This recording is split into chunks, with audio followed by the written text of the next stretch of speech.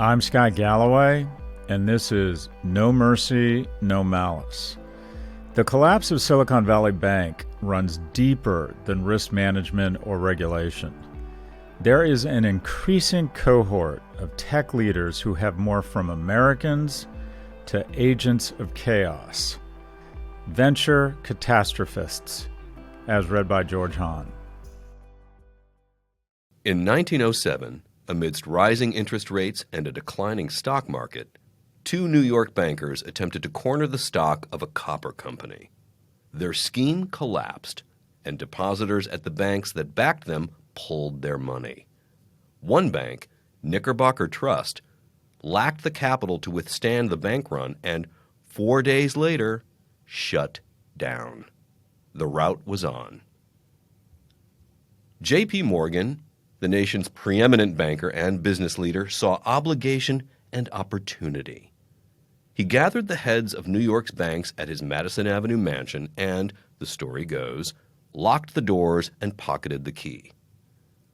"This is the place," Morgan proclaimed, "to stop the trouble." First, he addressed his obligation, to save the system in which he'd built his wealth. He pledged an $8 million loan, $255 million in today's dollars, to the next domino after Knickerbocker, the Trust Company of America. Then he convinced a dozen other banks and the U.S. Treasury to deposit $70 million into other vulnerable banks. The panic of 1907 subsided. Morgan saved the financial system. 14 years earlier, he'd done the same thing. What J.P. Morgan understood was that banking, and by extension the economy, is not built on gold, labor, machinery, or spreadsheets, but on trust. Trust that deposits will be there when needed. That trust ruptured when the Knickerbocker Trust Company said, "We can't." Trust was restored when J.P. Morgan said, "We'll ensure they can." Once people trusted the banks again, the monetary crisis was solved. Fast forward to today, can you imagine any part-time libertarian billionaire in the Valley pledging 5%, much less 50% of their wealth to cauterize an emerging banking crisis? Banks need your trust because they don't actually have your money. When you deposit cash at the bank, it loans it to someone else. In fact, banks loan out more than they take in. It is a miracle and the cornerstone of our economy, turning short-term deposits into long-term loans. This is a good thing. Money sitting dormant does not fund startups, expand existing companies, or encourage consumers to consume. It's not useful. Every bank is vulnerable to a run if enough people ask for their money on the same day. If Bank of America's 67 million customers simultaneously withdrew their funds in the same day, week, month, it would fail. But Bank of America doesn't stand alone. It's backed by a safety net of federal agencies, the Treasury, the Fed, the FDIC. Regulators, risk managers, and bank management are supposed to calibrate a sufficient level of liquidity to prevent insolvency, to stress test the bank. The Fed serves as a lender of last resort to troubled banks. Regulation moderates risk, but can't eliminate it. This federal backstop exists in substantial part because J.P. Morgan didn't see just obligation back in 1907. He saw opportunity. In the aftermath of the panic, Morgan called in the loans he'd made and went shopping for distressed assets. He acquired 6 banks, including the Trust Company of America, a steamship line, and the second largest steel company in America. He already owned the largest. By 1913, officers of J.P. Morgan and Company sat on the board of 112 public companies, representing 80% of the public market capitalization in the country. We learned 2 lessons from 1907.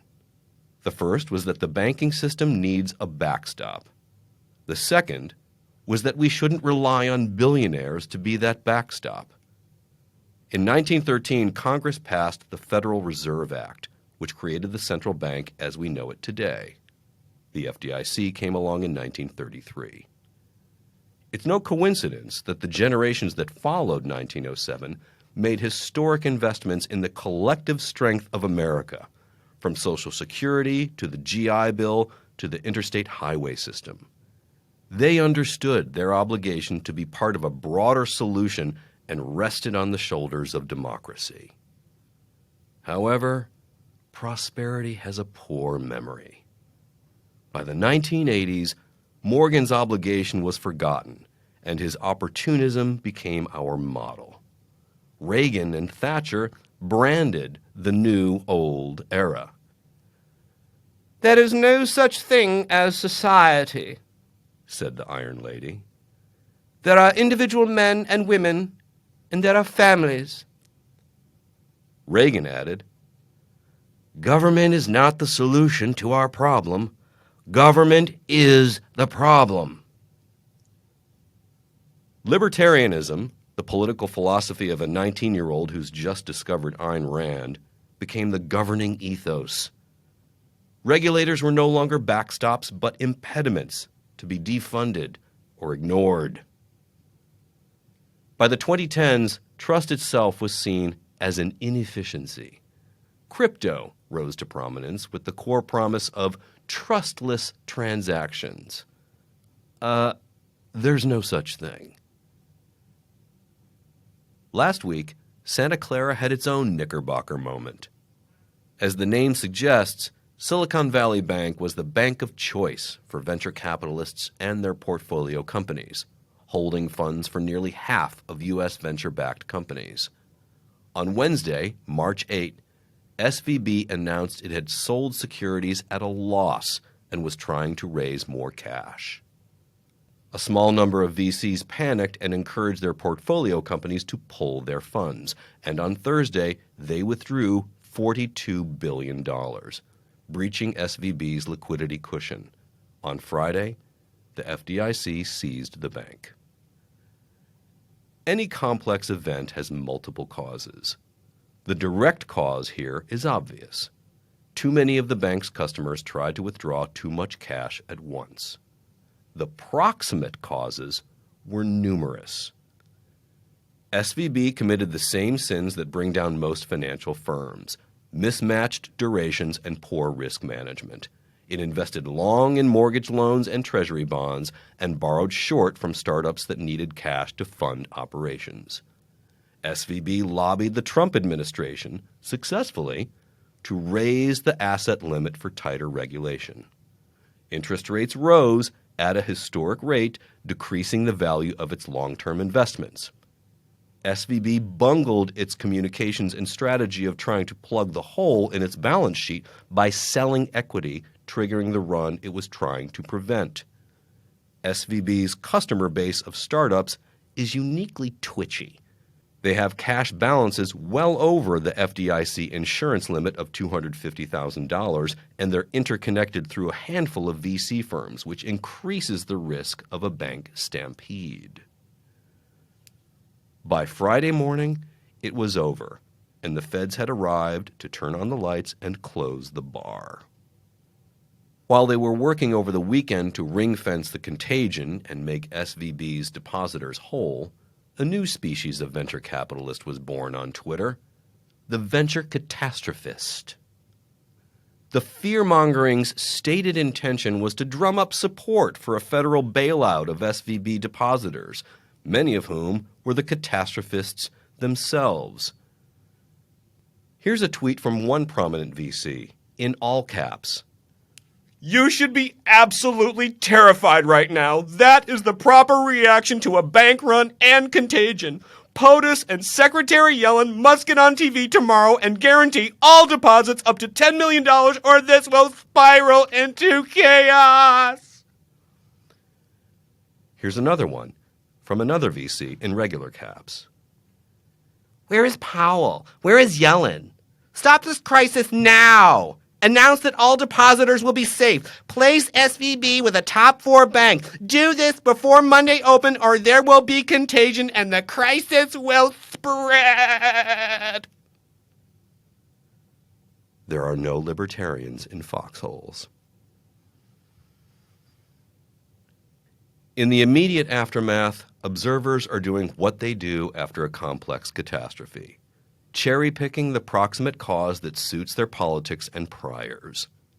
It wasn't rising interest rates, poor risk management, the concentration of the depositor base, or venture catastrophists on social media. It was all of it. A more interesting question, what could have prevented the collapse? What is obvious is there does not appear to be a J.P. Morgan figure in the Valley with the leadership, citizenship, and sense of sacrifice to cauterize a contagion. There was, however, a group of venture capitalists working behind the scenes quietly with our leaders to figure out a solution. No all caps, no posing for the algorithms, just responsible people working around the clock because they saw themselves as part of the solution. Several hundred VC firms signed a letter committing to keeping their business with SVB, intending to make the asset more attractive to an acquirer.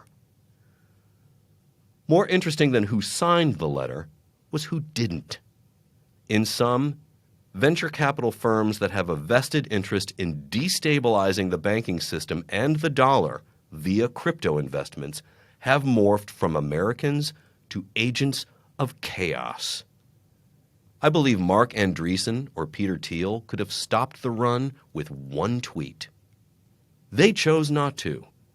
This week, on the other side of the country, big banks, including the one JP founded, are following in his footsteps, depositing $30 billion in First Republic after close coordination with Treasury Secretary Yellen.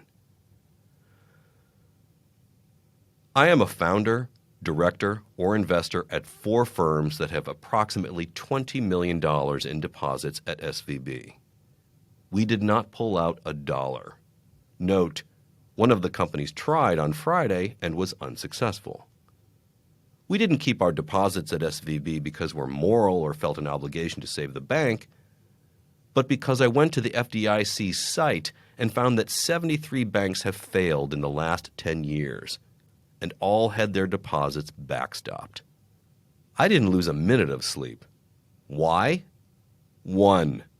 My backers and the backers of the firms I'm an investor in assured us they'd do whatever was required to make payroll, etc.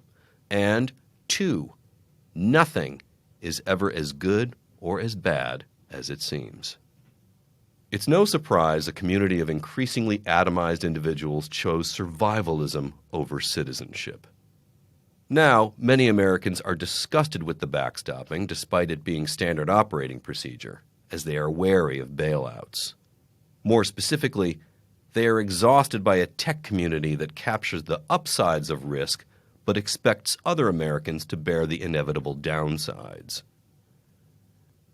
Thanks to its ubiquitous apps, which create billions for management and investors but addict and depress our teens and make our discourse more coarse, the brand Silicon Valley has fallen farther faster than any brand other than Musk. If the failed bank had been First Bank of Iowa Agriculture, there would have been no reticence by the feds or public to backstop its depositors. Fortunately, the wisdom of prior generations to establish the FDIC and the steady hand of the U.S. government has endured. It comes down to this. What type of leader, business person, and, quite frankly, man do you want to be? When shit gets real, do you want to be the steady hand who stays calm and works with others with purpose and skill to figure out a solution? Or are you in the foxhole screaming, only giving your position away and making things worse? The real man here, the real American, is in Washington, and his name is Janet Yellen. The venture catastrophists are the other guys. Life is so rich.